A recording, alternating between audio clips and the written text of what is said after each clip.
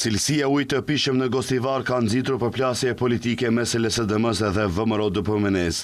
LSDM akuzon pushtetin se në mbi 50 vendbanime uji nuk është i sigurt për pije dhe se ka reaguar me vonesë. Maja Serafimovska Borozan deklaroi se lista e vendbanimeve të prekura po zgjerohet çdo ditë dhe përmendi Gostivarin, Krushevën, Vallandovën, Bullaçanin, Plasnicën, Leshkën, Novosellën dhe vende të tjera. Sipas LSDM-s, në Gostivar ekziston rrezik për përhapjen e hepatitit A, ndërsa deklaratat e kryeministrit Christian Miskovski dhe ministrit të shëndetësisë Sasha Klekovski janë kontradiktore. Se ushte nëse objavove izveshte od zavoda. Klekovski thot se deri në fund të javës uji në Gostivar do të jetë i pijshëm, ndërsa Mickovski flet për një bakter të ri. Ky është një kolaps total institucional. LSDM kërkon publikimin e analizave të ujit, përgjegjësi dhe masa urgjente për sigurimin e ujit të pijshëm.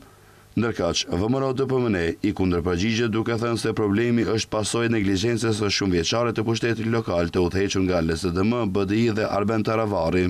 Zëdhënësi Valentin Manasievski prezentoi raportet të viteve 2020-2021, të cilat sipas tij tregojnë se uji në Gostivar kishte probleme me cilësinë edhe më herët. Këto janë dokumente që janë dërguar Ministrisë së Shëndetësisë, por askush nuk ka reaguar. Problemet me cilësinë e ujit janë neglizhuar për vite me radhë. Edhe VMRO kërkon përgjegjësi dhe akuzon ish-ministrin e Shëndetësisë Venko Filipçe se nuk ka ndërmarrë masa ndaj këtij problemi.